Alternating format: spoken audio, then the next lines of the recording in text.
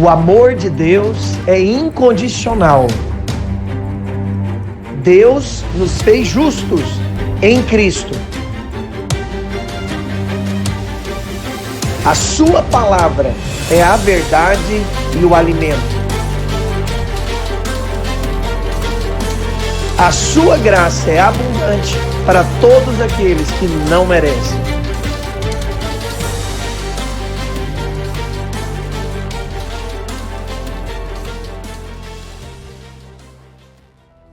Aleluia! Muito bom dia para você. Que a graça abundante de Deus e a perfeita paz de Jesus esteja sobre o seu coração, amém? Que você hoje possa ser impactado com a palavra e receber algo direto do trono de Deus. Quando nós lemos lá em Apocalipse 4, a Bíblia diz que uma das coisas que sai do trono de Deus são os relâmpagos e trovões. Por quê, Roger? Porque é do trono que Deus traz a revelação. Por isso, quanto mais você estiver conectado com o trono, quanto mais estiver conectado com as coisas do Espírito, mais revelação você vai ter. Aleluia! Por isso, hoje você veio aqui para receber uma palavra de Deus ao seu coração, para você ser instruído na palavra de Deus e para você, de fato, aprender. Porque a palavra de Deus, ela é viva, ela é eficaz e a palavra de Deus, ela é proveitosa. Então, que você hoje possa receber a palavra no seu coração. Amém? E interessante que hoje eu quero falar exatamente sobre receba a porção dobrada. E eu tenho certeza que até o final dessa palavra você vai entender o que é a porção dobrada e vai receber isso no seu coração e no seu espírito. Esses dias mesmo eu estava lendo lá no capítulo 3 de João, onde Jesus vai conversar com um grande religioso daquela época, né? Que era Nicodemos. E a Bíblia diz que Nicodemos vai ali de noite conversar com Jesus. E Nicodemos pergunta para Jesus. E ele chega para Jesus e fala: Jesus, eu sei que tu és o mestre, mas como que você pode fazer esses sinais, essas grandes coisas? Como você pode fazer isso? Me explica. E aí ele fala: olha, ninguém pode fazer isso, ninguém pode participar disso, do reino de Deus, se primeiro não nascer de novo. Então ele já vai e fala para Nicodemos que todo mundo, para aproveitar as bênçãos de Deus e para ter acesso às coisas de Deus, a primeira coisa é nascer de novo. E é interessante porque lá em João, capítulo 3, verso 6, ele diz o seguinte: o que é nascido da carne é carne. Ou seja, definiu. E depois ele fala: e o que é nascido do Espírito, você pode olhar que o Espírito aí está com letra maiúscula, ou seja, está falando do Espírito Santo. Aquele que nasce do Espírito Santo é Espírito. Então, se tem uma coisa que eu gosto muito, é que o que determina a sua identidade não é o que você pensa, não são as suas tentações, não é necessariamente nem o que você faz, mas o que determina a sua identidade é exatamente o seu nascimento. A Bíblia diz, Jesus diz, aquele que nasce da carne é carne. Então, meu querido, não adianta você falar, por exemplo, para o ímpio que ele não deve pecar, porque ele vai entender por pecado. A vida dele é viver no pecado, porque ele é carne. O nascimento dele, vindo do feto, vindo do pai e da mãe, do espermatozoide do pai, da barriga da mãe, nascido em pecado, ele vai entender para o pecado. Porque o que nasce na carne é carne. Definiu. Só que, por outro lado, Jesus fala para Nicodemos, mas o que é nascido do Espírito, ou seja, do Espírito Santo, que nasce de novo, ele é Espírito. Então, a sua identidade, ela está baseada não no que você pensa, não no que as pessoas falam a seu respeito, não necessariamente nas suas tentações. Não é porque você tem tentação em uma área que você é aquilo. E não é porque há 10 anos atrás você fez algo que você é aquilo. Eu não sou o que eu já fiz, o que eu penso ou o que falam de mim. Eu sou, a minha identidade é vinculado ao meu nascimento. Se eu nasci do meu pai e da minha mãe, eu só sou carne. Mas se eu nasci de Deus, se eu nasci do Espírito Santo, se eu nasci de novo, se eu recebi o zoe de Deus, a vida de Deus em mim, eu sou Espírito. Definiu. O seu nascimento define a sua identidade. Se você apenas nasceu do seu pai e da sua mãe, é isso aí. Por isso eu vejo algumas pessoas querendo falar para ímpios pararem de pecar. Não tem como, porque ele nasceu na carne, ele vai produzir pecado. Mas quando você nasce do Espírito, você produz justiça. Aleluia? Porque Deus mudou completamente as suas raízes. Deus arrancou de você o pé do pecado e colocou dentro de você o pé da justiça. E é isso que eu e você produz. Nós produzimos justiça, porque em Cristo nós somos justos. Lá em 2 Coríntios, capítulo 5, verso 21, ele diz, vamos ler lá? Aquele que não tem pecado, ou seja, aquele que não conheceu o pecado, ele não tem pecado, ele o fez pecado por nós. Ou seja, ele colocou essa capa do pecado para que nele fôssemos feitos justiça de Deus. Aleluia! Você é justo não pelo que você pensa, não pelo que você faz. Você é justo porque Cristo te deu a justiça dele. Ele pegou o nosso pecado e nós pegamos a justiça dele. Ali no Calvário houve uma troca. Ele morreu em meu e no seu lugar. E nós pegamos aquilo que ele é, que ele merece, que ele tem. Na cruz não é apenas uma história bonita, foi uma troca. E Deus aceitou essa troca. Aleluia! Deus aceitou essa troca. E hoje eu quero falar sobre te dar um discernimento maior. No culto passado, de domingo passado, até te recomendo você assistir a palavra, ouvir a palavra, se você não assistiu, onde a gente falou, reavivas o dom de falar em línguas. E hoje eu quero falar um pouco mais sobre o falar em línguas, porque é essencial, porque o falar em línguas é uma das maiores armas para o crente. Tá me ouvindo? O falar em línguas é uma das maiores armas que o crente usa para viver nesse mundo extremamente tenebroso e corrompido. E é interessante porque quando nós olhamos, nós vemos o tanto que o falar em línguas, ele é poderoso. Porque todos os dons espirituais, eles são de nós para as outras pessoas. Então o dom de cura, o Senhor me concede o dom de cura, eu oro e alguém é curado. A palavra de revelação, então eu estou aqui e o Senhor me dá uma palavra de conhecimento sobre aquela pessoa. Algo que aconteceu, ou uma resposta sábia, uma palavra de sabedoria. Então todos os dons é de mim para os outros. O único dom que é do Espírito para mim mesmo e fica em mim e edifica o meu corpo por inteiro, a minha alma por inteiro, o meu espírito por inteiro, é o falar em línguas. Lá no 1 Coríntios, capítulo 14, no verso 4, vamos ler o que está escrito lá? 1 Coríntios 14, verso 4. Ele diz o seguinte: o que fala em outra língua, a si mesmo se edifica. Aleluia! Quando você fala em outra língua, a si mesmo edifica. E essa palavra edifica não significa só edificar o seu espírito. Não, significa edificar o seu ser por completo. Quando você fala em línguas, você edifica o seu espírito, você edifica a sua alma e você edifica até o seu corpo. O seu corpo, acredite em mim, se você for alguém que seja cheio do Espírito Santo diariamente, você vai ver que você vai até ser mais jovem do que os demais. Você vai ver que a sua aparência sempre será mais jovem que os demais. Porque quando você fala em línguas, quando você é cheio de Deus, edifica todo o seu ser. Não edifica só uma parte do seu ser. E eu vou te falar, a oração em línguas é uma oração que vai direto para o trono de Deus. Porque a oração em línguas é uma oração das pessoas que nasceram de novo. A partir do momento que você ora em línguas, você está fazendo a melhor comunicação entre a terra e o céu. Está me ouvindo? Vou repetir para você, presta atenção nisso. O falar em línguas é a melhor comunicação entre o céu e a terra.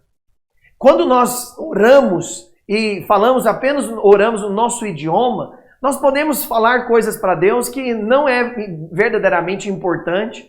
Nós podemos pedir coisas apenas por causa do ego, por causa da arrogância, por causa da inveja, da comparação, porque a gente quer apenas ser conhecido, porque a gente quer ter o carro do ano para, de fato, mostrar na cidade ou mostrar para os amigos o tanto que você é um vencedor, porque o mundo acredita que o vencedor é aquele que tem bens materiais, mas o Senhor acredita que o vencedor é aquele que anda com Ele, porque a maior riqueza que podemos ter não é 1 milhão na conta, mas é andar com o Senhor. Essa é a maior riqueza que um homem pode ter. É acessar a sabedoria do alto. A riqueza verdadeira é andar com o Senhor e acessar a sabedoria que vem de Deus. Aleluia! Isso é poderoso. E quando você então ora com a sua língua, quando você ora com o seu idioma, normalmente as nossas orações são um pouco limitadas. Porque o nosso idioma, ele limita. Muitas vezes somos partidários. Mas interessante, quando você ora em línguas, você é ilimitado. Porque até mesmo quando você ora em línguas, você fala direto ao trono de Deus. Você fala aquilo que Deus quer que você ore. Quando você fala em línguas, você ora aquilo que Deus quer que você ora. Eu gosto muito porque tem um versículo lá em 1 Coríntios, capítulo 14, verso 2, que ele fala o seguinte, olha só o que ele fala. Pois quem fala em outra língua, ou seja, o falar em línguas, não fala a homens, senão a Deus, visto que ninguém o entende, e em espírito fala em mistério. A palavra senão aí no original grego é a palavra ala, com 2 L's. E eu fiquei impressionado vendo isso essa semana. Essa palavra senão, no grego, né, significa a ala, e ela significa o seguinte, ir para o assunto principal. Olha que coisa fantástica, eu achei isso muito legal. Ou seja, vamos ler novamente o versículo ali para você entender, e eu vou trazer do original. Olha o que a Bíblia diz então. Pois quem fala em outra língua não fala a homens. Vamos mudar o senão? Mas fala a Deus o assunto principal. Uau! Uau, que coisa fantástica. Ou seja, quando eu falo em línguas, eu falo o assunto principal. Não é exatamente o tanto que você fala. Não é tantas horas que você fala, mas quando você fala em língua, você está falando o assunto principal, Senhor. Eu vou te falar, tem coisas que nós oramos em línguas que nós nem sabemos que vai acontecer. Talvez você hoje ore em línguas e você está orando pelo casamento que você vai ter. Quando você ora em línguas, você pode estar orando pelo ministério que você vai ter. Quando você ora em línguas, você pode estar orando pela igreja que Deus vai conceder para você. Um ministério. Porque quando falamos em língua, nós estamos falando no mistério de Deus. Nós estamos falando na linguagem de Deus. Nós estamos falando ao assunto principal a Deus. Quando falamos da nossa linguagem, nós podemos rodear. Mas quando falamos em línguas, nós falamos direto o assunto ao Senhor. Nós estamos já sendo específico ao Senhor. Eu vou te falar isso. Eu te falo isso com toda certeza. Toda vez que você está orando em línguas, você está orando a vontade de Deus para você.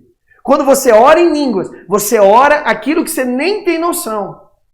Quando nós oramos normal com as nossas palavras, nós somos muito limitados. Nós pegamos aquele papelzinho de pedido de oração e ficamos lá apenas pedindo aquilo. Mas quando você gasta diariamente um tempo em falar em línguas, você fala senão, ou seja, direto ao assunto principal a Deus. Eu amo mesmo acordar falando em línguas. O falar em línguas virou para mim a oração principal da minha vida. Eu não estou, de hipótese alguma aqui, anulando a oração normal, a oração que você fala com o seu dialeto, com a sua linguagem. Não estou fazendo isso. Mas eu só quero te mostrar o tanto que o falar em línguas é sim uma oração poderosa. Eu até te digo mais, a oração em língua é o turbo do seu espírito. Quando você ora em línguas, a Bíblia diz que seu espírito ora de fato. A Bíblia não fala que quando você fala a Deus, você está orando de fato. Mas a Bíblia fala que quando você fala em línguas, você ora de fato. Ou seja, a oração em línguas é um turbo para a sua vida espiritual. Está me ouvindo? A oração em línguas é um turbo para a sua vida espiritual. Por isso você que é homem e mulher de Deus, no meio de uma tentação, fala em línguas. No meio de um problema, no meio de um desânimo, fala em línguas. Não abra mão. Não abra mão, seja cheio do Espírito Santo falando em línguas. E eu sei que muitas pessoas, eu já vi falando isso, não, Roger, a gente não precisa muito do falar em línguas, a gente já tem a palavra, nós já temos, né, os dons, não é para a nossa época, os dons foi só para a época dos apóstolos, mas eu acho interessante, porque lá no capítulo, 1 Coríntios, capítulo 14, que é o capítulo que mais fala sobre esse falar em línguas, né, da Bíblia, no verso 1, olha o que Paulo fala sobre o falar em línguas. Ele fala o seguinte, sobre os dons espirituais. Segui o amor e procurai com zelo os dons espirituais. Amém? Ou seja, Paulo está nos dizendo, procura com zelo, ou seja, diligentemente. Procura cada dia mais fluir e crescer nos seus dons espirituais. Os dons espirituais são para nós edificação e armas espirituais. Por isso nós precisamos dele. Por isso, quanto mais você orar no Espírito, mais você vai ser guiado pelo Espírito. Quanto mais você orar em línguas, edificando a si mesmo, edificando o seu Espírito, mais você vai ser guiado pelo Espírito. Eu já fiz isso algumas vezes da minha vida e dá muito certo. Às vezes, eu estou ali querendo lembrar alguma palavra, alguma referência. E aí eu chego e de vez de eu ficar tentando só lembrar, eu simplesmente paro e começo a falar em línguas. Eu começo e é impressionante, eu lembro aquilo que eu estava querendo trazer na minha mente. É impressionante. O falar em línguas, além do descanso que traz em você, ele traz, com certeza, aquilo que você precisa no momento. Por isso, nós vemos muitas igrejas desperdiçando o maior dom, o maior presente que Deus nos deu. E eu vou te falar, Deus não nos dá nada à toa. Se Deus deu alguma coisa para você, é porque Ele vê que é importante, extremamente útil para a sua edificação e para o seu crescimento. Se Deus deu para a igreja o falar em línguas, é porque Ele sabe que é útil e Ele sabe que isso é de extremamente importância. Para mim e para você. E Deus nos deu o falar em línguas. Aleluia! O Espírito Santo, meu querido, Ele quer guiar você.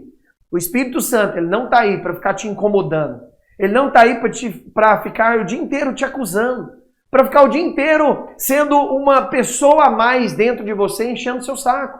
Não, meu querido, o Espírito Santo está aí dentro de você porque Ele quer guiar você. Ele quer guiar você em todas as suas atitudes. Você sabe uma coisa que eu tenho aprendido com o Espírito Santo? Ele não quer, de fato, nos fazer um robô.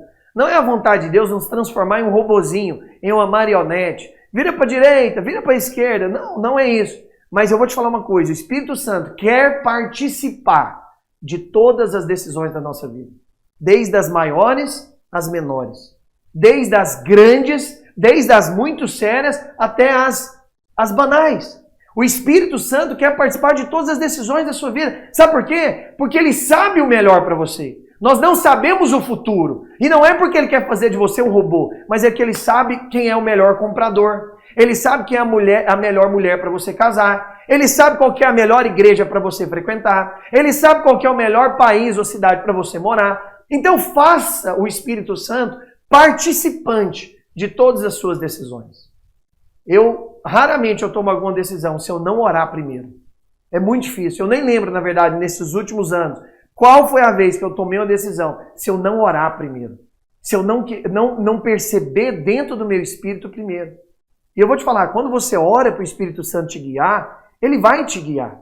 Ele vai te guiar de duas formas. Ou Ele vai te guiar através de uma palavra específica, através da Bíblia, através de uma palavra, ou Ele vai te guiar através de uma paz.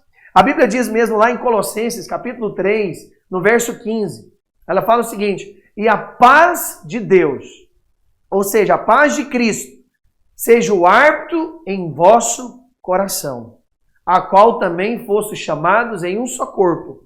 Aleluia! O que a Bíblia está querendo dizer? A paz de Cristo seja o árbitro do seu coração. Ontem mesmo eu estava assistindo um jogo de futebol e por mais que temos ali 22 jogadores, 11 de um lado e 11 do outro, são muitos jogadores. Mas quem decide, na verdade, a partida? O árbitro. O árbitro, ele é aquele que apita, todo mundo para. O Espírito Santo, ele quer fazer assim na sua vida. Ele quer ser o árbitro e ele usa a paz para guiar você. Por isso, meu querido, não faça nada sem paz. É uma frase que eu até brinco. Tem paz, faz. Não tem paz, não faz. Não venda nada sem paz. Não compre nada sem paz. Não case sem paz. Não viaje sem paz. A sua vida tem que ser uma vida de paz. Interior. Por mais que o mundo possa estar exteriormente, como diz Paulo, sendo corrompido, abalado, mas interiormente nós estamos o quê? Inabaláveis. Nós estamos guardados pela paz de Deus. Pela paz de Deus no seu coração. Por isso, não toma nenhuma atitude se não tiver paz dentro de você. Porque depois, lá na frente, você pode ter um problema. Muitas pessoas acabam tomando decisões pelo melhor, pelo sim, pelo talvez, pelo mais barato.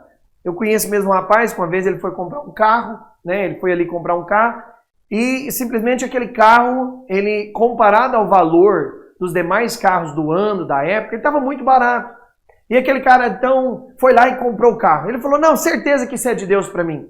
E ele não orou, não fez nada, ele simplesmente foi lá e comprou. E passou coisa de um mês, o carro quebrou. O motor quebrou. Ele simplesmente não valorizou a paz de Deus no coração dele. Eu vou te falar, não compre porque é mais barato. Não compre porque está fácil. Não viaje porque as passagens estão baratas demais. Faça tudo pela paz de Deus dentro de você. Não abra mão da paz dentro do seu coração. Sabe por quê, meu querido? Se custa a sua paz, custa caro demais. Se custa a sua paz, custa caro demais. A paz de Deus, diz a Bíblia, seja o árbitro do vosso coração. O Espírito Santo quer guiar você para contratar. Quando você for contratar alguém para trabalhar na sua empresa, quando você for, de fato, até despedir alguém, ore primeiro.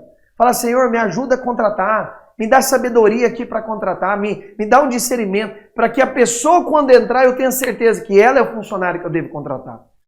Eu não sei por que algumas pessoas lidam com o Espírito Santo como se ele estivesse aí apenas para avisar do seu pecado. Não, meu querido, o Espírito Santo está aí para derramar o amor de Deus sobre você, te convencer da justiça, mas principalmente para guiar você.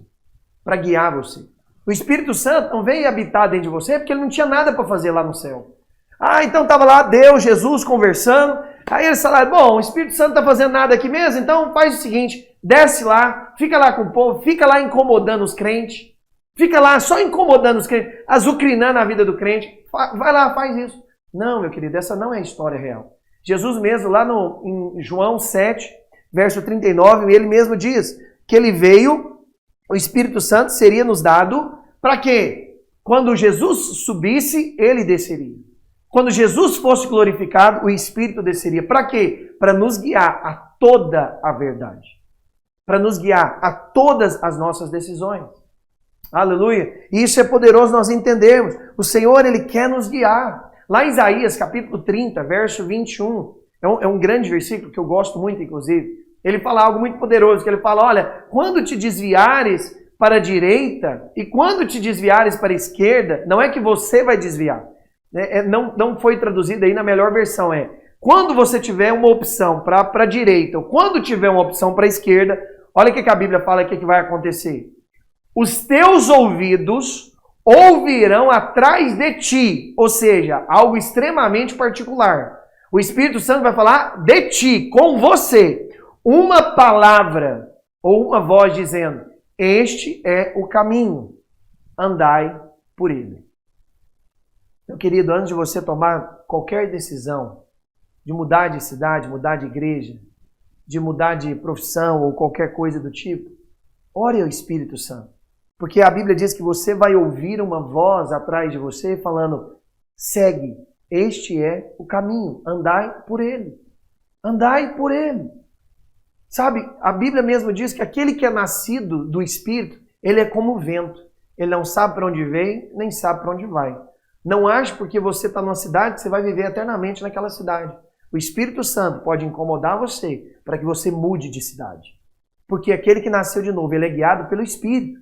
Eu acho isso interessante porque quando a gente vai lá no Éden, ali em Gênesis, nós temos ali a árvore do bem e do mal. Aquela árvore não era só do mal. A Bíblia não diz que tinha a árvore da vida, as outras árvores e a árvore do mal. Não. A Bíblia diz que a árvore chamava do bem e do mal. A árvore também era do bem. Aquela árvore do bem e do mal, ela aponta para a lei. Ela aponta exatamente para a lei. A árvore da vida aponta para a graça e a árvore do bem e do mal aponta para a lei. Por isso, meu querido, se nós não vivemos mais pela lei, então nós vivemos agora através do Espírito. Se você quer viver por lei, você não precisa do Espírito. Mas o homem decidiu comer do bem e do mal, ou seja, ele toma decisão com base na mente. A árvore do bem e do mal é, eu tomo decisão com base na minha mente. Se algo é mal, se algo é bem. Se algo pode, se algo não pode. Algumas pessoas mesmo perguntam para mim, Roger, você acha que tatuagem é pecado? Meu querido, no Novo Testamento nós não somos mais guiados por regras. Mas lá em Levítico fala sobre isso. Velho Testamento, Novo Testamento, as regras foram abolidas, acabaram. A Bíblia diz que Jesus cumpriu todas as regras. E quando nós somos cheios do Espírito Santo, as regras, a lei, se cumprem em nós e não por nós. Olha o que diz lá Romanos capítulo 8, verso 4. Ele diz exatamente isso. Vamos ler? Fala o seguinte. A fim de que o preceito da lei se cumprisse, como irmãos? Em nós. e não por nós. Mas em quem a lei vai se cumprir? Que não anda segundo a carne, ou seja, segundo a lei, mas segundo o Espírito. Quando você anda no Espírito, a lei se cumpre em você. Por isso, não anda ali na árvore do bem e do mal. Então é o que eu estava te falando. Uma pessoa vai me perguntar, Roger, e aí, tatuagem é pecado ou não é? Meu querido, nós não andamos mais pelo pode ou não pode. Pelo é permitido ou não é permitido. Nós andamos pelo Espírito. Nós andamos pelo Espírito. Sermos guiados pelo Espírito. Eu não posso, e nenhum líder espiritual deveria te falar se tatuagem é pecado ou não. Você deveria perguntar para o Espírito Santo. Porque pode ser que o Espírito Santo fale com alguém que é para ele fazer. Pode ser que o Espírito Santo fale para outra pessoa que não é para ele fazer. Então, deixa eu te falar. O único pecado de desobediência é desobedecer o Espírito Santo em você. Não é mais cumprir a lei. Sai desse padrão antigo. A Bíblia diz que o padrão da lei é caduco, é transitório, ele envelheceu. Nós não precisamos mais de lei nenhuma. Sabe por quê? Porque a lei é colocada em nossos corações. Na nova aliança, a lei é colocada em nós. Na nova aliança, a lei é feita, realizada em nós e não por nós. Aleluia! Que você possa ser guiado, eu e você sermos guiados pelo Espírito Santo todos os dias. Não pergunte mais nunca se algo é pecado ou não. Pergunte para o Espírito Santo dentro de você. Porque ele está ali para guiar você. Ele está ali para trazer o discernimento para você.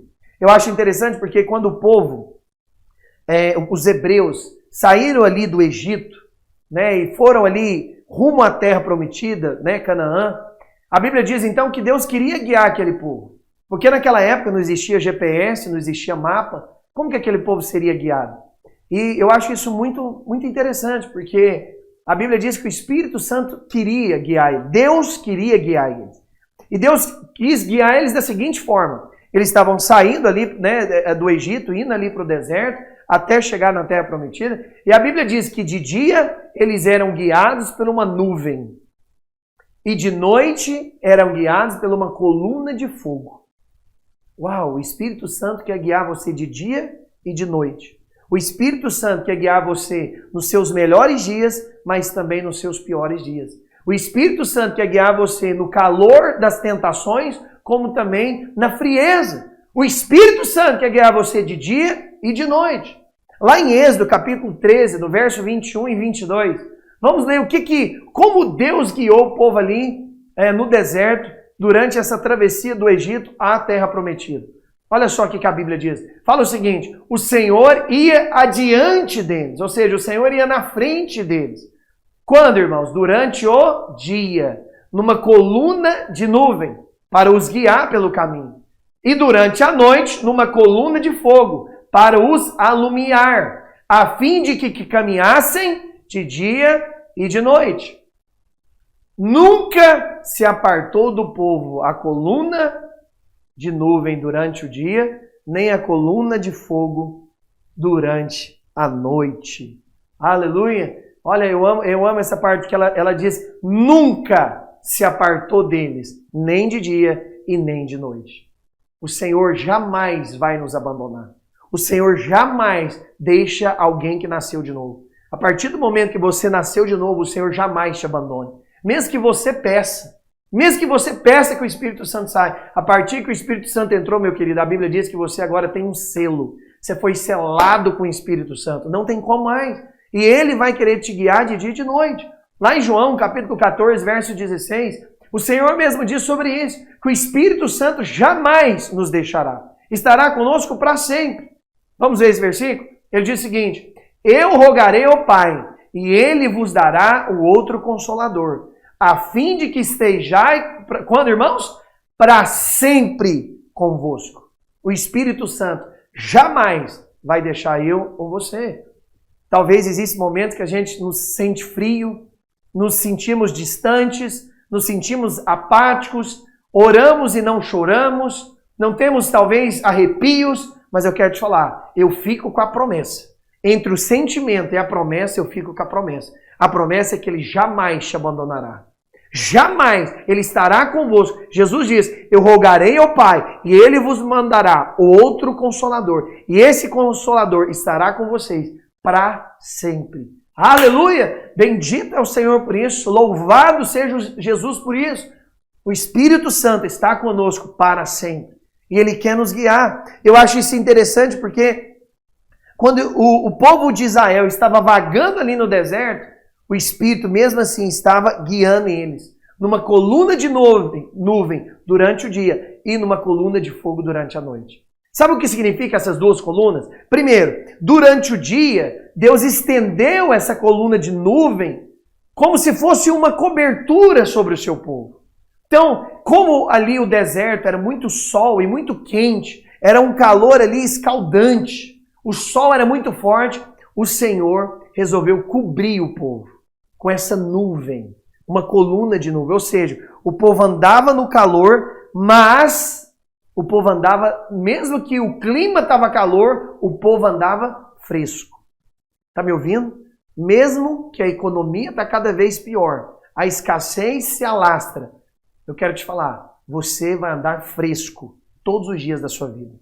Mesmo que outros quebrem, mesmo que outros estão talvez numa ruína, você que é de Deus, você vai ter uma coluna de nuvem durante o sol para ficar e viver no fresco. O Senhor, Ele quer ser essa parte fresca para não derrubar você. As pessoas, meus queridos, elas foram sombreadas e mantidas na frescura do Espírito. A nuvem ali apontava para o Espírito, para nos guardar, mesmo durante os dias muito ensolarados, os dias quentes. Imagina aquele povo no deserto. Não era brincadeira andar no deserto. Só quem andou ali em Cuiabá, né, aqui no Brasil, onde o lugar é quente pra caramba, você percebe o tanto que é quente. Eu vou te falar, no deserto era muito mais. Agora imagina ter uma nuvem sobre você que te deixa fresco. Por quê? Porque o Senhor, além de guiar, queria deixar eles frescos. Não deixaria o sol derretê-los. Não deixaria o sol, prejudicá-los. Porque o Senhor é bom. Aleluia. Obrigado, Jesus. Obrigado porque o Senhor, mesmo diante aos dias ensolarados e difíceis, o Senhor é a nossa coluna de nuvem e nos deixa fresco a nossa alma. Aleluia. Mas por outro lado também a Bíblia diz, antes eu quero ler o Salmo 121, do verso 3 ao verso 8. Vamos ler lá. Salmo 121. Aleluia, Jesus. Louvado seja o Senhor. Obrigado pela tua palavra, que é viva e eficaz. Salmo 121, do 3 a 8, diz o seguinte: Ele não permitirá que os teus pés vacilem. Não dormitará aquele que te guarda. É certo que não dormita, nem dorme o guarda de Israel. O Senhor é quem te guarda. O Senhor é a tua sombra, a tua destra. De dia não te molestará o sol, nem de noite a lua. O Senhor te guardará de todo mal, guardará a tua alma. O Senhor guardará a tua saída e a tua entrada, desde agora para sempre. Aleluia! O Senhor não vai deixar que nenhum problema abata você. Nenhum problema vai abater você. Por quê? Porque Ele vai guardar você. Ele vai trazer o refresco sobre a sua alma, mesmo nos dias muito quentes. Aleluia! Lá no Isaías também, capítulo 54, verso 14, a Bíblia diz o seguinte. Vamos ler. Serás estabelecida em justiça, longe da opressão, porque já não temerás, também do espanto, porque não chegará a ti. Aleluia, o espanto não chegará na tua casa, não chegará a ti. Sim, o Senhor vai te guardar de maneira especial, mesmo com a pandemia, mesmo com muitos vírus sendo espalhados pelo mundo, a sua casa será guardada pelo Cordeiro. A sua casa, a sua família, a sua empresa será guardada pelo Cordeiro. Aleluia, toma posse disso. Toma posse disso nessa manhã. E esse então era durante o dia. E durante a noite, Roger? A Bíblia diz que durante a noite eles eram dirigidos por uma coluna de fogo. Por quê? Porque durante a noite era muito frio. Era muito frio. Então, de fato, eles teriam que ficar aquecidos. Porque senão eles morreriam do frio. Quando o deserto estava muito escuro e muito frio, então tinha uma coluna de fogo guardando eles, guardando o seu povo, iluminando o caminho para mantê-los aquecidos e seguros. Aleluia! O Senhor vai te manter aquecido e seguro também nas noites que a sua vida passar. Lá em 1 Tessalonicenses, capítulo 5, verso 5, a Bíblia diz que nós somos os filhos da luz. Vamos ler isso. Nós somos da luz, porquanto vós todos são filhos da luz, filhos do dia. Nós não somos da noite e nem das trevas. Aleluia! O Senhor vai nos guardar de dia e de noite. Lá no Salmo 91, no versículo 5 e 6, olha o que a Bíblia diz também. São promessas para você tomar posse sobre a sua vida. Ele diz o seguinte, Salmo 91, 5 e 6. Não te assustarás do terror noturno, nem da seta que voe de dia, nem da peste que se propaga nas trevas, nem da mortandade que assola ao meio-dia. Aleluia! Isso é poderoso, porque o Senhor vai fazer isso comigo e com você, vai nos guardar. Lá em Romanos, capítulo 8, verso 14, a Bíblia diz também que todos aqueles que são guiados pelo Espírito são chamados e são filhos de Deus. Mostra esse versículo, por favor, hein? Romanos, capítulo 8, verso 14. Todos os que são guiados pelo Espírito de Deus são filhos de Deus. Eu gosto muito dessa parte desse versículo, porque ele diz o seguinte, todos os que são guiados. Essa palavra guiados no original grego é ago. E ela significa o seguinte, pois todos aqueles que dão a mão para o Espírito Santo, é exatamente isso, dar a mão, ser direcionado pela mão. Todos aqueles que dão a mão para o Espírito Santo, esses são filhos de Deus. Amém? Se você hoje resolver dar a mão para o Espírito Santo, você hoje então é feito filho de Deus. Você hoje é feito filho de Deus. Aleluia! Isso é poderoso. A Bíblia diz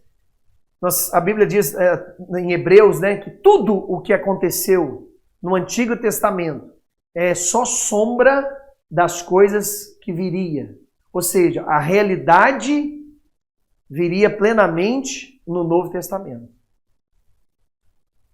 Você sabe, quando a gente vai andar com alguém e está um sol muito forte, aquele sol normalmente faz uma sombra daquela pessoa. Aí eu te pergunto, você prefere andar com a sombra ou com a pessoa? Com certeza você prefere andar com a pessoa e não com a sombra dela. A Bíblia diz que o Velho Testamento e a lei é só a sombra das coisas que viriam. O Novo Testamento é a realidade disso. Todos os episódios que aconteceram no Velho Testamento, de fato não foram apenas historinhas banais. Aconteceram, mas todas elas se cumpriram com realidade, tiveram a realidade manifestada no Novo Testamento. E eu quero ler com você uma passagem lá de 2 Reis, capítulo 2, do verso 9 ao 13, que diz o seguinte. 2 Reis, capítulo 2, vamos lá? Diz o seguinte. Havendo eles passado, Elias disse a Eliseu, pede-me o que quiseres que eu te faça, antes que seja tomado de ti. Disse Eliseu, peço-te que me toque por herança, porção dobrada do teu espírito. Tornou-se Elias, dura coisa pediste. Todavia, se me vires quando for tomado de ti, assim te fará. Porém, se não me vires, não se farás. Indo eles andando e falando, eis que um carro de fogo com cavalos de fogo os separou um do outro, e Elias subiu ao céu num redemoinho. O que, vendo Eliseu, clamou, meu pai, meu pai. Interessante que Jesus também na cruz clamou isso exatamente, Deus meu, carros de Israel e seus cavaleiros. E nunca mais o viu. Tomando as suas vestes, rasgou-as em duas partes. Então levantou o manto que Elias lhe deixara cair, e voltando-se, pôs-se à borda do Jordão. Então nós vemos aqui uma cena épica do Antigo Testamento, onde Elias pergunta para Eliseu, o que você quer de mim, Eliseu? Eliseu fala, eu quero a porção dobrada.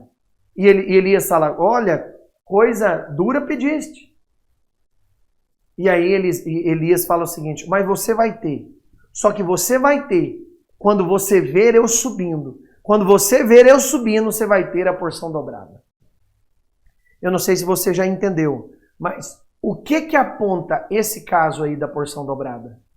O que aponta? O que lembra? O que te lembra do Novo Testamento? quando a Bíblia diz que algo desceu e algo subiu, o que aconteceu? Exatamente. Presta atenção nisso. Essa passagem de Elias e Eliseu é uma prefiguração, é um símbolo. Aconteceu, mas era só uma sombra do Pentecoste. Do Pentecoste. Elias falou, quando eu subir, você vai receber um manto sobre você. Na verdade, essa passagem é o Pentecoste do Novo Testamento.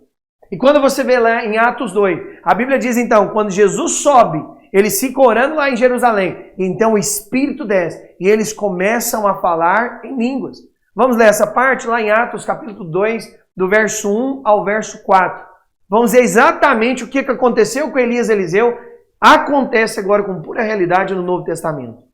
E diz o seguinte, ao cumprir-se o dia de Pentecoste, estavam todos reunidos no mesmo lugar.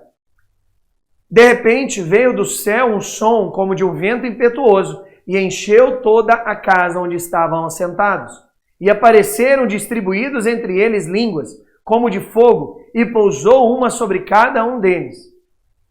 Todos ficaram cheios do Espírito Santo e passaram a falar em outras línguas, segundo o Espírito lhes concedia que falasse. Aleluia! Volta para mim no verso 2 aí. Algo que o Espírito Santo falou comigo quando eu estava preparando essa palavra. Volta no verso 1. E eu gostei dessa parte. Presta atenção. Ao cumprir-se o dia de Pentecoste, estavam todos reunidos no mesmo lugar. Sabe o que eu perguntei? Pode deixar lá.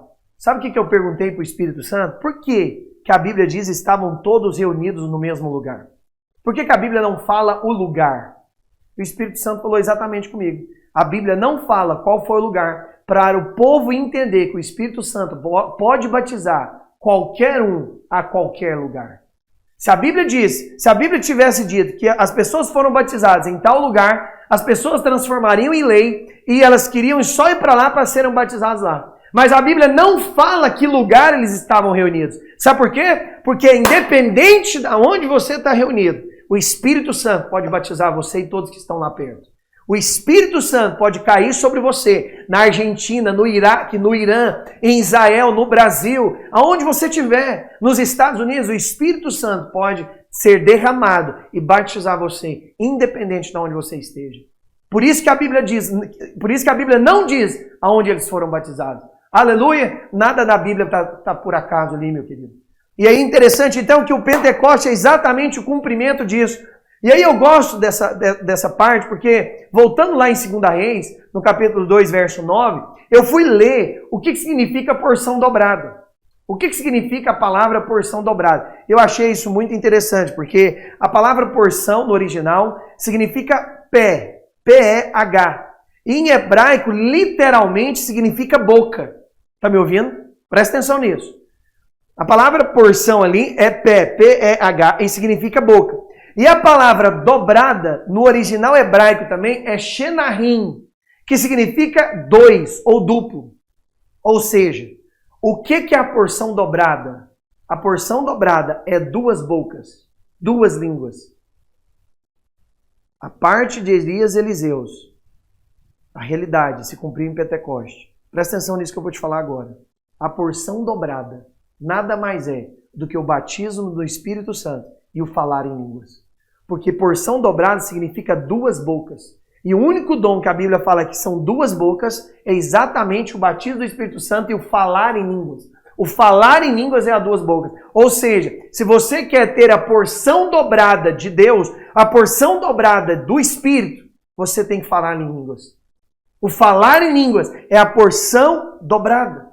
Quando você flui em línguas, quando você enche do Espírito Santo, você na verdade está se enchendo exatamente da porção dobrada. Por isso que a Bíblia diz lá em Atos 2, 3, que as línguas foram repartidas, ou seja, essa palavra repartida significa divididas em duas. Ou seja, tem tudo a ver com aquele dia de Elias e Eliseu. Se você quer hoje a porção dobrada, meu querido, você então é batizado no Espírito Santo. A porção dobrada não é, como diz alguns, a unção da outra pessoa. Ah, você quer minha unção? Então vem cá, me honra, me serve o ministério e você vai ter minha porção dobrada. Não, a porção dobrada na Bíblia nada mais é do que eu falar em línguas. Lá em Deuteronômio, capítulo 21, verso 7, ele também tem a mesma conotação e exatamente a mesma tradução. E ele diz o seguinte, Deuteronômio 21, 7. E dirão, as nossas mãos, 17, coloca o 17 para mim. Deuteronômio 21, 17. E ele diz o seguinte, mas ao filho da aborrecida reconhecerá por primogênito, dando-lhe dobrada porção de tudo quanto possuir. Portanto, aquele que é o primogênito do seu vigor, é o direito da primogenitura, é dele. Aleluia! O nosso direito da primogenitura, da porção dobrada, é receber o Espírito Santo e ser batizado em língua. Se você hoje quer receber uma porção dobrada do Espírito Santo, você é ser batizado, falar em línguas e ser cheio do Espírito Santo. A porção dobrada do Senhor vem sobre nós quando falamos em língua. A porção dobrada de Deus sobre nós vem quando somos cheios do Espírito Santo. Quando você começa a falar em língua, você na verdade está recebendo todos os dias a porção dobrada do Senhor. Por isso que a oração em línguas é a oração 2.0. É a oração turbinada. Por isso que quando você ora em línguas, você ora de fato. E eu já vi muitos pastores, quando eles vão ministrar, inclusive pregar sobre a armadura de Deus, lá em Efésios, capítulo 6, do verso 13 ao 18, muitos, quando vão pregar sobre as armaduras de Deus, eles falam que no dia mau você tem 6 armaduras de Deus. Mas eles esquecem da principal, que é a 7ª. Muitos pregam só as 6 armaduras de Deus, mas o 7 aponta para a plenitude de Deus. Então nós temos a 7. Vamos ver cada uma dessas 7 armaduras para você resistir todos os dias maus da sua vida? Eu acho que, inclusive, nós devemos usar todas essas armaduras todos os dias. Efésios capítulo 6, verso 13. Olha só. Portanto, tomai toda a armadura de Deus, para que possais existir no dia mau. E depois de teres vencido tudo, permanecer inabaláveis. Vamos agora entender. Primeiro, estáis, pois, firmes, cingindo-vos com a verdade. Ou seja, a primeira armadura de Deus é o cinto da verdade. A primeira armadura para nós resistirmos todos os dias e estarmos armados, usarmos as armas de Deus, é exatamente o cinto da verdade. Por que o cinto da verdade? Porque para estabilizar todas as demais armas. Um cinto normalmente te traz estabilidade. E aí é interessante, porque a verdade de Deus é segura. O diabo, ele se sustenta pela mentira. Mas nós que somos homens e mulheres de Deus, nos sustentamos com a verdade. O cinto da verdade é, eu não sou o que falo, eu não sou o que sinto, eu não sou o que eu penso, eu sou o que Deus fala. Eu sou o que Deus tem para mim. Eu posso tudo aquilo que Deus tem para mim. Esse é o cinto da verdade. O diabo se sustenta com a mentira, mas nós nos sustentamos com a verdade. A segunda coisa, a armadura aí, é o quê? Vamos continuar lendo? E vestindo-vos da couraça da justiça. A segunda armadura de Deus, a primeira então é o cinto da verdade. A segunda é a couraça da justiça. A couraça é algo que coloca aqui no peito. É o peitoral, que vai aqui da barriga até aqui, normalmente. E normalmente essa couraça ela serve para guardar tanto o coração como também o pulmão. O coração é o que traz a vida e o pulmão é sobre o ar. Eu vou te falar, é interessante isso, porque a couraça da justiça nos protege das acusações e da condenação do maligno. Por isso que é couraça da justiça. Quando o diabo vinha acusar o meu coração, que eu pequei, que eu errei, que eu tropecei, eu estou usando a couraça da justiça. E eu não aceito esses dardos inflamados do maligno. Use a couraça da justiça. Não deixe que nenhuma acusação, nem condenação venha sobre você. Porque a palavra de Deus diz que não há nenhuma condenação mais para aqueles que estão em Cristo Jesus. Por mais que você tropece, por mais que você possa errar, não há mais condenação para você. Aleluia! Esse é a couraça da justiça. A terceira coisa que fala aí sobre a armadura de Deus, vamos ler, é as sandálias da paz. Aí ele fala, verso 15, aí ele fala, calçai os pés com a preparação do evangelho da paz.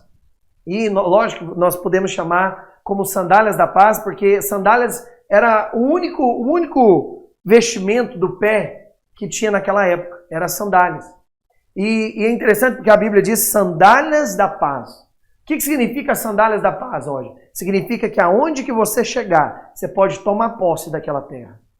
E também significa, olha só que interessante, por mais que os romanos pavimentavam muito bem as ruas daquela época, eles usavam as sandálias. E as sandálias eram feitas de couro de animais. Ou seja, olha só, os animais tinham que morrer para que as sandálias fossem feitas. Jesus morreu por mim e por você, para que nós possamos vestir a sandália da paz e andarmos diariamente com essa sandália. Irmos para o nosso trabalho em paz, pegarmos um avião em paz, abrirmos uma empresa em paz, vender uma empresa em paz. Aleluia! As sandálias da paz, as sandálias do Evangelho da paz. Um dia o Cordeiro de Deus morreu como um animal morto ali naquela cruz, para que eu e você pudéssemos ter paz hoje. Para que eu e você pudéssemos desfrutar de uma paz permanente e diária. Jesus mesmo falou, eu não dou a paz como o mundo dá. O mundo dá uma paz transitória, rápida, mas o Senhor nos dá uma paz permanente. Por isso as sandálias do Evangelho da Paz. A quarta coisa, a quarta armadura de Deus, aí em Efésios, ele continua no verso 16, embrasando sempre o escudo da fé. Para quê? Aí ele continua, né? Com quais podereis apagar todos os dardos inflamados do maligno. O escudo, na verdade, ele serve tanto de defesa como também ataque. Porque se o diabo vem contra você te atacando, e a Bíblia diz que esse escudo é exatamente contra os dardos inflamados. E essa palavra dardos inflamados no original significa flechas incendiadas. Então o diabo ele vai querer lançar todos os dias flechas incendiadas sobre você. Mas quando você tem o escudo da fé, quando você resiste com a fé que você tem em Deus, você então pode resistir aos dardos inflamados do maligno. Aleluia! Todos os dias use esse escudo da fé para apagar todos esses dardos inflamados do maligno. E o maligno então não terá poder sobre você. O interessante é que a Bíblia diz, nessa arma, a Bíblia diz embraçando todos os dias, ou seja, para sempre. O escudo da fé temos que ter diariamente, todos os dias. E próximo, a quinta coisa, a quinta armadura de Deus, ele fala, também tomai o capacete da salvação. Aleluia! Então a quinta arma é o capacete da salvação. Por que capacete da salvação? Porque o capacete é exatamente para defesa. Quando você vê, por exemplo, numa época existia no Brasil e até fora do Brasil que não era lei que as pessoas tivessem que colocar capacete para dirigir uma moto. Mas muitas pessoas estavam morrendo sem usar capacete dirigindo moto. E aí então veio a lei no Brasil, em vários países, que deveriam então usar os capacetes para que evitasse a morte. Eu te falo a mesma coisa, o capacete, ele é um instrumento, ele é uma armadura de defesa. De quê, Roger? Da salvação. Ou seja, presta atenção nisso, é um capacete de esperança para o futuro. É um capacete que você pode usar, esperando uma expectativa de um futuro cada vez melhor. Você está me ouvindo?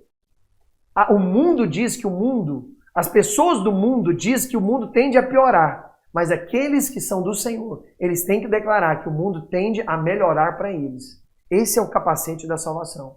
A sexta arma, e muitos pastores param por aí nessa sexta arma. Qual que é a sexta arma? Vamos lá, continuando o verso.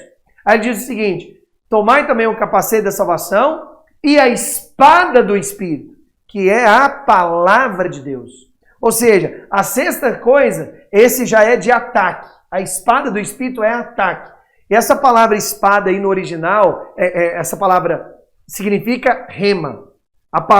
O significado da palavra aí nesse versículo significa rema. Ou seja, é uma palavra revelada. Quanto mais revelação você tem de Jesus, mais você contra-ataca o inimigo. Está me ouvindo? Por isso nós devemos conhecer a Jesus todos os dias. Porque quanto mais nós temos de Jesus, mais nós contra-atacamos as mentiras do diabo. Essa é a espada do Espírito, que é a revelação, é a palavra de Deus. E aí muitos pastores, eles param por aí. Aí eles acreditam que são as 6 armaduras de Deus. Mas eu vou te falar, existe a 7. E vamos continuar o texto para você ver qual que é a 7ª armadura de Deus. E ele diz o seguinte, no verso 18. Com toda oração e súplica. Olha a sétima armadura. orando em todo tempo no Espírito. Olha aí a sétima. A sétima armadura de Deus, então, é orar no Espírito. O que significa isso, Roger? Significa que orar no Espírito é orar em línguas. Está me ouvindo? A sétima oração e a mais importante das armaduras de Deus é a oração em línguas. É a oração em línguas. Muitos param na sexta, mas eles esquecem da sétima. E ela é tão importante como as demais. Aleluia! O Senhor, de fato, quer que nós tomamos essas 7 armaduras para resistir todos os dias. E principalmente todos os dias maus. A Bíblia diz lá em Isaías 59, no verso 19, eu quero ler esse verso 19 e 20, ele diz o seguinte, olha o que o Senhor fala. Temerão, pois, o nome do Senhor desde o poente e a sua glória desde o nascente do sol. Pois virá como torrente impetuosa, impelida pelo Espírito do Senhor. Virá o Redentor a Sião e aos de Jacó que se converterem, diz o Senhor. Verso 21.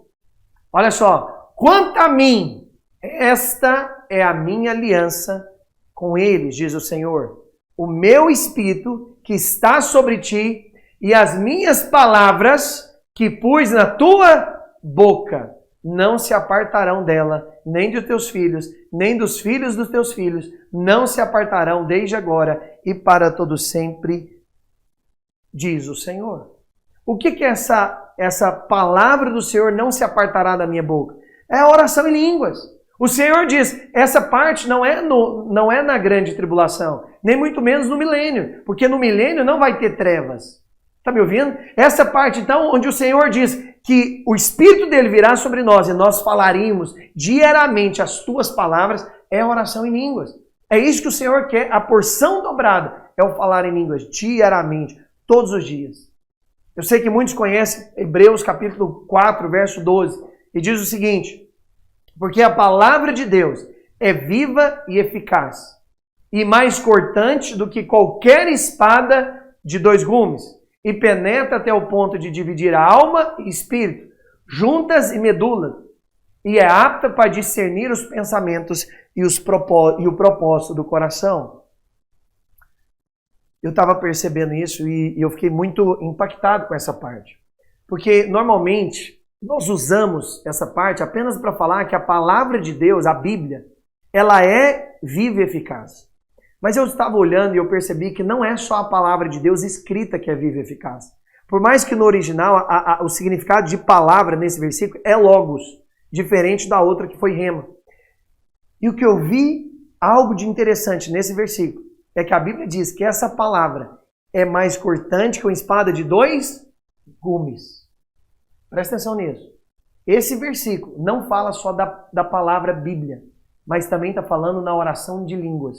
Quando você ora em línguas, você está orando uma oração viva e eficaz. Viva e eficaz. Por quê? Porque ela tem um poder de dividir a sua junta da sua medula. E a minha irmã é médica, eu liguei para ela essa semana e fui perguntar para ela exatamente qual que é o grande objetivo das juntas e da medula. E ela me falou, primeiro, as juntas, o grande objetivo da junta é estabilizar e posicionar. Então, se você tem uma junta saudável, isso vai te ajudar a auxiliar na sua posição. Isso vai te ajudar, inclusive, você ficar em pé. Você ter estabilidade para ficar em pé. E a medula, olha que interessante, a medula é responsável pela fabricação do sangue, tanto é que é chamado medula óssea como a fábrica de sangue, e também por fabricar células. Em outras palavras, olha só, quando você ora em línguas, você está se estabilizando espiritualmente, diariamente, você está se mantendo em pé, e quando você ora em línguas, você está produzindo vida, você está produzindo sangue, você está produzindo novas células, ou seja, você está produzindo coisas espirituais. Porque a palavra de Deus, o falar em línguas, ele é mais cortante que a espada de 2 gumes. Aleluia, nada na Bíblia está aí à toa. Nada na Bíblia está aí à toa. E o último verso que eu quero ler antes de nós encerrarmos é Isaías 41, verso 15 e verso 16. Mas eu vou começar pelo 15. Olha só o que a Bíblia diz. Esse verso também tem tudo a ver com essa parte que nós estamos falando. Isaías 41, verso 15. E eis que farei de ti um trilho cortante e novo, armado de lâminas duplas. Os montes trilharás e moerás, e os outeiros reduzirás a palha. Não, pode continuar só no verso 15. Olha para mim aqui agora para você entender. A Bíblia está dizendo o seguinte, que, olha só que interessante, você vai moer os montes e vai reduzir em palha os outeiros.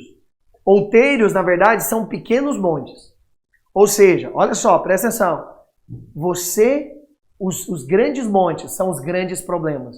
Os outeiros são os pequenos problemas. A Bíblia diz que você vai reduzir a nada, reduzir os montes e vai reduzir a palha e os outeiros. Sabe o que significa isso? Você vai abater todos os problemas que estão na sua vida. Desde os grandes problemas aos pequenos problemas. Está me ouvindo? Vou repetir para você, presta atenção. Você vai reduzir, ou seja, resolver os montes, os grandes problemas, mas também os outeiros. Os outeiros você vai reduzir a palha. Agora, ele dá a arma para isso. Isso que eu acho muito interessante. Roger, como que eu vou detonar então os grandes problemas e os pequenos problemas? Vamos ler novamente o versículo 15? Aí ele fala o seguinte: eis que farei de ti um trilho cortante e novo, armado de lâminas duplas. Eu vou mostrar uma figura só para você ver aí o que é o trilho cortante. Mostra para mim aí a primeira figura para você entender. Então lá nos montes ou nos outeiros, era assim que as pessoas faziam. Então tinha dois animais na frente, ok? E aí tinha exatamente a lâmina, esse homem está em cima da lâmina. Aí o que ele fazia? Ele batia nos animais e ele iria reduzindo os montes, até mesmo para exatamente fazer plantações e diminuir os montes ali, reduziria os montes. E é interessante, porque essa daí é a lâmina. Passa a próxima figura para você entender. Próxima figura. Aí nós temos a segunda figura, que você vai ver. A próxima figura aí é exatamente as lâminas que eles ficavam de pé. E aí se você vê esse número 1 aí, é exatamente essas lâminas. Por baixo delas, elas são furadas e com pedras. E a pessoa então subia em cima delas, né? Essa pedra ficava embaixo, aí em cima da terra. Essa pessoa ficava em cima disso daí, ok? Do outro lado. E então os animais andariam sobre ela. E isso iriam cortando a terra e separando inclusive os grãos da própria palha. Aleluia? Olha só, pode voltar aqui para mim. Olha só que poderoso. A Bíblia diz que você vai reduzir os montes e reduzir os outeiros quando você estiver em um trilho, andando em um trilho em cima de uma lâmina cortante. Olha aqui para mim. Muitas vezes, eu mesmo quando estou lá em casa, eu oro exatamente em forma de círculo. Eu oro exatamente em forma de círculo, andando e orando em forma de círculo. Olha o que a Bíblia está dizendo, irmãos. Põe de novo no versículo 15. Quando você orar nesse trilho com as lâminas duplas. O que é as lâminas duplas, irmãos? Nada mais é do que o falar em línguas. Aleluia, Jesus. Obrigado por essa revelação, Pai. Obrigado por abrir os nossos olhos para a palavra e termos o entendimento.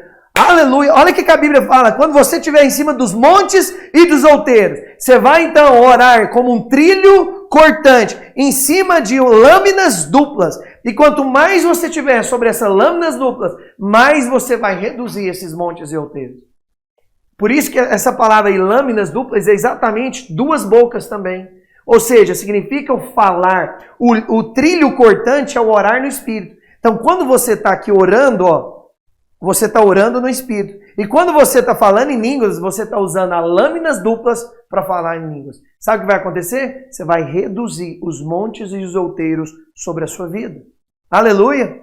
A palavra armado de lâminas duplas no original significa pipihai, que significa boca, gume. Ou seja, esse monte é reduzido através das duas lâminas. Aleluia, Jesus. Obrigado, Pai. Obrigado. Esses montes e outeiros são desfeitos quando nós falamos em línguas. Vamos ver aí mais o verso 16. Olha o que diz, Isaías 41, 16. Aí ele fala o seguinte: tu Tu os padejarás, e o vento os levarás, e o redemoinho os espalhará. Tu te alegrarás no Senhor, e tu te gloriarás no Santo de Israel. Presta atenção, depois de fazer o trilho cortante, sabe o que eles tinham que fazer? Pegar ali a pá, ou também outros chamam de rastelo, pegar o rastelo e jogar para cima exatamente o que sobrou dessa parte cortante. E a palha e o grão que estavam juntos, o grão estava em cima da palha, né? A palha está aqui, o grão estava aqui. Quando esse trilho cortante passava, ele abria a palha e o grão. Aí o que eles faziam? Eles pegavam exatamente o rastelo e jogavam para cima essa parte. Para quê? Para que o vento espalhasse isso. Para o vento fazer separação entre a palha e o grão. Mostra aí a figura para vocês verem como que era. Eles pegavam, olha só, nesse momento aí que depois que eles fizeram o trilho cortante, eles pegavam agora, depois que passou o trilho cortante, pegava aí e jogava para cima, olhava qual era a direção do vento, porque o vento batia. E como o grão é mais pesado, o grão caía e era também espalhado, e a palha era levada pelo vento, mas o grão espalhava. Isso também dava novas plantações. Aleluia! Vamos ver aqui que o Salmo 1, verso 3 e 4 fala sobre isso? Salmo 1, verso 3 e 4. Ele fala exatamente sobre isso, sobre essa separação. Olha só, e ele é como árvore plantada junto à corrente de águas, que no devido tempo dá o seu fruto, e cuja folhagem não murcha, e tudo quanto ele fizer será bem sucedido. Verso 4, os ímpios não são assim. Por que os ímpios não são assim? Porque são, porém, como palha que o vento dispersa. Aleluia! Se você é crente e fala em línguas, você é como o grão que é plantado e é bem sucedido. Mas se você não é apenas um ímpio, a Bíblia diz que você é como palha e o vento leva você. E você então não consegue ser bem sucedido no Senhor. Você não consegue dar o seu fruto, você não consegue se firmar. Mas se você é aquele que é um trilho cortante, que fala com lâminas duplas, orando em línguas, a Bíblia diz que o vento vai vir sobre você, tirar a palha, tirar a impureza, tirar o que não é de Deus e deixar os grãos do Senhor se manifestar, serem plantados sobre a sua vida. Aleluia! Salmo 149, verso 6. Olha o que ele diz também, Salmo 149, o penúltimo salmo, né? Salmos vai até o 150. Ele diz o seguinte, Salmo 149, verso 6. Vamos lá? Nos seus lábios estejam os altos louvores de Deus. Nas suas mãos, a espada de dois gumes. Aleluia! Aleluia, meu querido. Isso é poderoso você entender. O Senhor está fazendo coisas grandes. Presta atenção nisso, enquanto você está falando em línguas. Enquanto você está aqui, ó, o Senhor está jogando para cima e separando a palha e o grão para fazer você cada vez mais bem sucedido. Aleluia! Aleluia, Senhor. Obrigado por isso, Pai. E essa, na verdade, é a porção dobrada. Essa é a porção dobrada do Senhor. Se você quer uma porção dobrada, você pode tê-la diariamente. Roger, como eu posso ter a porção dobrada? Falando em língua todos os dias. Eu te provei com vários versículos que Deus tem o falar em línguas para todos nós. E quando você fala em línguas, você de fato é edificado. Eu quero encerrar com uma história de Zacarias e Isabel, os pais de João Batista. Lá em Lucas, capítulo 1, no verso 13, mas eu vou te contar a história aqui para nós encerrarmos, você vai entender. A Bíblia diz que Zacarias era um sacerdote da época e ele foi lá no seu turno orar. E a Bíblia diz então que apareceu um anjo e falou para Zacarias, Zacarias, é o seguinte, a sua oração foi ouvida. E o Senhor então vai te dar um filho e vai tirar vocês da vergonha. Só que a Bíblia diz que Zacarias falou o seguinte, Zacarias falou assim, não, mas eu sou muito velho, eu sou homem de avançada idade. Aí a Bíblia diz então que o anjo deixou ele mudo, porque ele não acreditou na palavra de Deus. Deixa eu te falar, quando você não acredita na palavra de Deus, é assim que você fica, mudo. É assim que você fica, igual Zacarias. Você não fala nada. Por isso que o crente calado é crente oprimido. Crente tem que ser falador, mas não é falar de fofoca ou falar coisas banais. Falar das coisas de Deus. Falar em línguas, fluir nas coisas de Deus. Mas por outro lado, a Bíblia diz que quando Isabel engravidou e ela foi se encontrar com Maria, o que ela diz? A Bíblia diz que ela se encheu do Espírito Santo e falou: bem-aventurada és tu, que é mãe do meu Senhor. Sabe por quê? Porque quando você fala as coisas de Deus, você é possuído do Espírito. Vamos olhar isso lá? A Bíblia diz lá em Lucas 41, capítulo 1, verso 41 e 42. Olha só. Lucas 1, verso 41 e 42. Olha o que diz. Ouvindo esta saudação de Maria, a criança lhe estremeceu no ventre, então Isabel ficou possuída do Espírito Santo. Olha só, gente que fala as coisas do Espírito, o que acontece? E exclamou em alta voz: bendita és tu entre as mulheres, e bendito o fruto do teu ventre. Aleluia!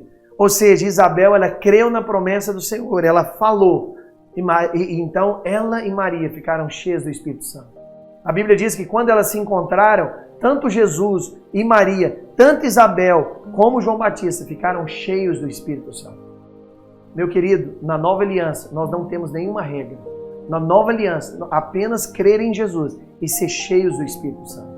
Se você quer um segredo para a sua vida cristã, seja cheio do Espírito Santo. E como eu vou ser cheio do Espírito Santo? Principalmente falando em línguas. Principalmente quando você fala em línguas. Eu sei que você já ouviu aí pessoas falando, né? Olha, você veio para o mundo nu e sem nada. E nada também você vai levar para a eternidade. Você veio para o mundo nu e sem nada. Então nada também você vai levar. Tudo vai ficar aqui. Mas eu vou te falar, você sabia que essa expressão ela é falsa, apócrifa e mentirosa? Por quê, Roy? Porque a Bíblia diz que quando você veio ao mundo, você veio com o propósito de Deus em você. Você pode ter vindo nu no corpo, mas você veio com o propósito de Deus em você. Eu quero ler esse último versículo, lá em 2 Coríntios, capítulo 5, verso 5. A Bíblia diz o seguinte: ora, foi o próprio Deus quem nos preparou para isso, outorgando-nos o penhor do Espírito. Ou seja, quando você vem no mundo, você já veio com o propósito de Deus para ser cheio, para desfrutar. Quando você veio a este mundo, estava embutido dentro de você o propósito divino, uma herança para você viver, para você desenvolver e para você desfrutar. Meu querido, jamais devemos pensar uma vida vitoriosa sem o Espírito Santo. Jamais devemos pensar uma vida de fluir de Deus sem o fluir do Espírito Santo. Jamais devemos pensar uma vida cheia de vida sem entender que o Espírito Santo é que está conosco. Aleluia! Glória a Deus! Bendito é o Senhor por isso. Eu quero orar por você. Eu quero terminar essa pregação de hoje, essa palavra de hoje, orando por você. Porque hoje nós podemos desfrutar das bênçãos de Deus, da porção dobrada no seu Espírito. O Espírito Santo é uma garantia dentro de mim e de você, para todos aqueles que creem em Jesus, que tudo está resolvido, tudo está consumado. Jesus um dia deixou a sua glória e morreu por mim e por você, para que possamos desfrutar da porção dobrada, da herança do Senhor, todos os dias da nossa vida. Nunca deixe de ser cheio do Espírito Santo e orar em línguas. Aleluia! Eu quero orar por você. Você que quer confessar o Senhor Jesus, coloca a mão no seu coração e repita a oração comigo. Fala: Senhor Jesus, eu te consagro como meu Senhor e o meu Salvador. Eu te entrego a minha vida e eu creio que o Senhor já me perdoou e que neste momento o meu nome está sendo escrito no livro da vida. Eu reconheço que sou pecador e que preciso do Senhor. Aleluia! Agora eu quero orar por você que já confessou Jesus, mas ainda não foi batizado no Espírito Santo. Quero que você seja batizado agora, aonde você estiver, em nome de Jesus. Eu vou deixar a música e eu vou começar aqui a orar como um trilho cortante, lâminas duplas. E você, aonde você estiver aí, você vai ser batizado também no Espírito Santo. Aleluia! Eu oro em nome de Jesus, para que onde, Pai, essa pessoa estiver agora, ela possa receber a vida de Deus e o Espírito Santo sobre ela. Pai, eu declaro que ela agora venha receber o poder do alto, ser revestida, assim como os apóstolos foram naquele dia, assim como um dia eu também fui. para que essas pessoas, ó Deus, possam receber o Espírito Santo. Oh Jesus, oh Pai, eu declaro agora que elas recebam agora o Espírito Santo. Oh Ramandarabakassarabacheia, Rekandolosoriambarabás. Oh Ribalabassoria Kacharamassuria Kuturusuriandarabalabás. Oh Ribalabachega Deresuriantorosuria Catarabalabaias. Oh Rimenderecambarabasodolocochuriantrusuriandarabalaias. Rekeberecambarabasildorocacharekatarabanduriandalaias. Riborocosu inderecandere casuriantolochuriantalaias. Ribarabacoia chandere casuriacochuriantolochuriantalaias. Barabandolo solo comodoco suriki sirecalabás. Em nome de Jesus, receba o Espírito Santo, o batismo do falar em línguas, em nome de Jesus, que você receba hoje a porção dobrada do Senhor sobre a sua vida, em nome de Jesus. Te vejo no próximo culto, em nome de Jesus.